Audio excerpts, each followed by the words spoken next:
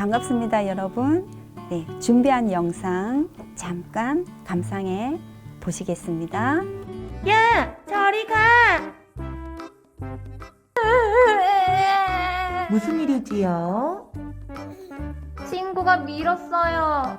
저런, 친구가 밀어서 기분이 안 좋아졌군요. 하은이 다친 곳은 없어요? 네.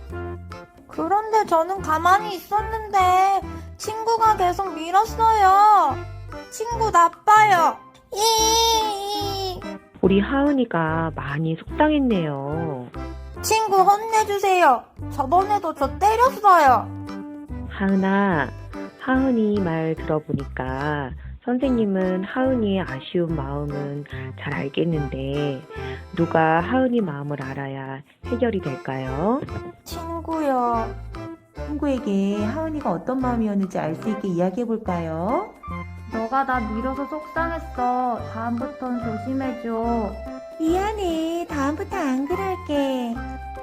아, 친구에게 내가 하고 싶은 마음의 이야기를 하면 해결이 되는구나. 그래, 사이좋게 지내자. 해결은 어른이 아닌 아이 스스로 할 수 있도록 안내하는 것입니다. 아이들의 사례 보시니까 어떤 생각이 드세요?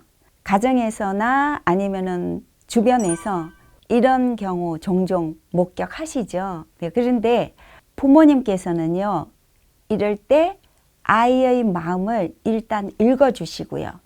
아이 스스로 자기 마음을 알고 그 다음에 문제 상황의 감정을 상대방에게 알릴 수 있도록 도와주셔야 됩니다. 왜 이게 중요하느냐 하면요. 분명히 상대방하고 나하고 생각이 달라요. 그죠? 기질도 다르고요. 자라온 환경도 다르고요.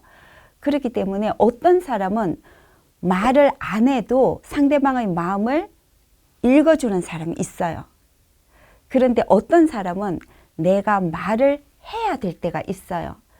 그렇기 때문에 아이들한테 어릴 때부터 내가 느끼는 감정은 상대방한테 표현할 수 있도록 교육을 해야 되는 거죠. 제가 왜 이런 말씀을 드리느냐 하면 지금 무슨 글자 공부를 하고 뭐 숫자 공부를 하고 외국어를 하고 이런 것보다 더 중요한 것, 아이가 살아갈 수 있는 내면의 힘을 우리가 도와주는 거죠.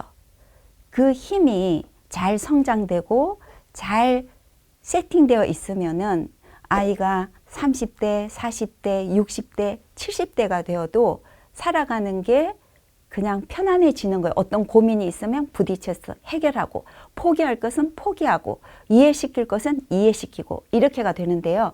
어릴 때 이런 경험을 전혀 못한 아이들은 나이가 들수록 성인이 되어 갈수록 세상에 더 벅차게 느껴지기 때문에 아이에게 어릴 때 이런 것을 꼭 교육해 주시라는 말씀을 드리고 싶고요. 오늘의 주제는 아이의 고자질에 부모님 끌려다니지 말고 중심을 가지세요. 이 말씀을 드리고 싶습니다.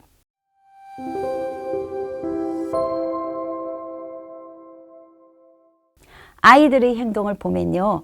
끊임없이 부모님에게 달려와서 다른 아이의 잘못한 점을 얘기하는 경우가 있죠. 예, 이런 아이들은 무슨 일이 생기면 남의 탓으로 돌리는 것을 배우고 있는 거예요.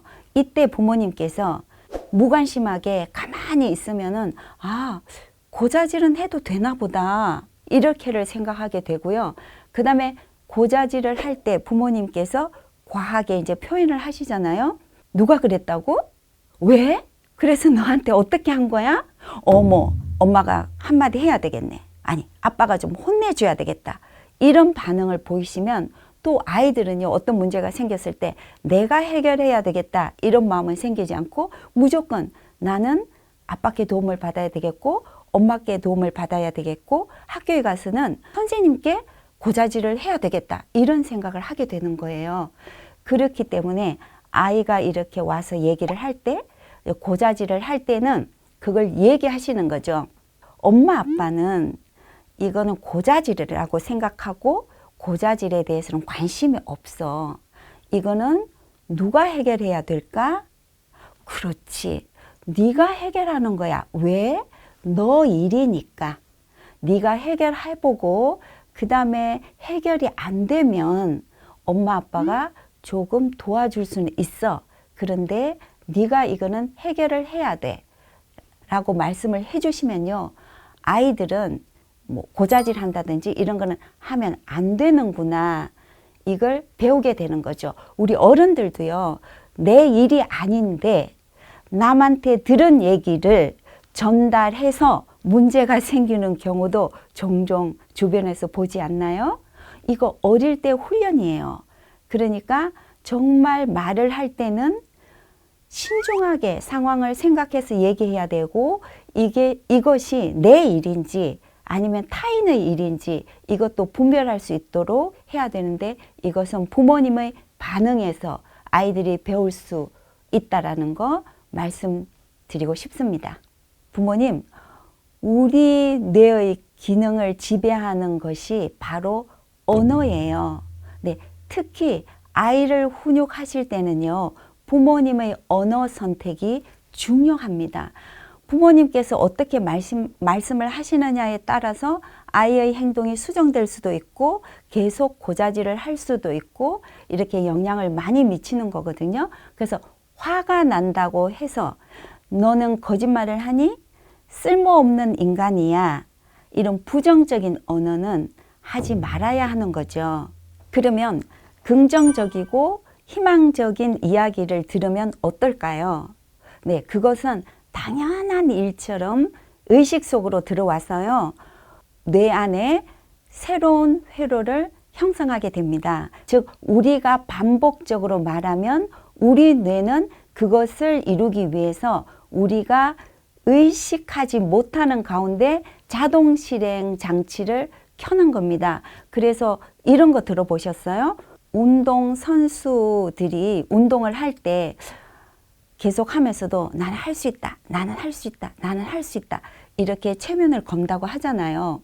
이게 이런 뇌 기능의 도움을 받는다고 생각하시면 더 이해가 쉬우실 겁니다. 그렇기 때문에 아이에게 문제가 생겼을 때도요, 스스로 해결하고 도움이 필요하다면 도움말은 주시면서 엄마 아빠가 생각할 때 너는 해결할 수가 있어. 그리고 이거는 네가 이겨낼 것 같아. 이렇게 긍정의 메시지를 주시면 뇌는 아이가 이겨낼 수 있도록 도움을 준다는 거죠. 네, 이거 이해하시면서 오늘부터요, 아이에게 어떤 이야기를 하실 때는 안 되는 것을 계속해서 지적하시고 꾸중하시고 이러시기보다는 아이가 방향을 잡아갈 수 있게 긍정적인 메시지를 주시라는 말씀을 드리고 싶습니다.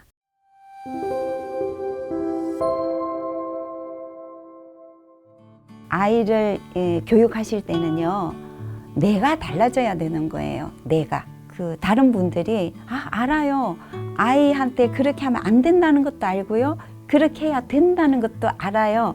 그런데 아이의 행동을 딱 보는 순간 그냥 화가 나요. 이런 분도 계시잖아요. 그것은 왜 그러냐 하면요, 내 가치관이 아이의 교육하고 맞지 않기 때문에 그래요. 내 철학과 내 목표와 그 부모님의 가치관이 나는 이렇게 살아야 되겠다, 그러려면 내가 이런 언어를 사용해야 되겠네, 이렇게 준비되어 있다면 아이가 어떤 행동을 딱 했을 때도 그 말이 나오는데요, 내 삶은 세모 모양으로 살면서 아이에게는 동그란 모양으로 살아야 된다라는 생각을 하게 되면 그게 맞지가 않는 거예요. 일치가 안 되는 거고 일관성이 없게 되거든요.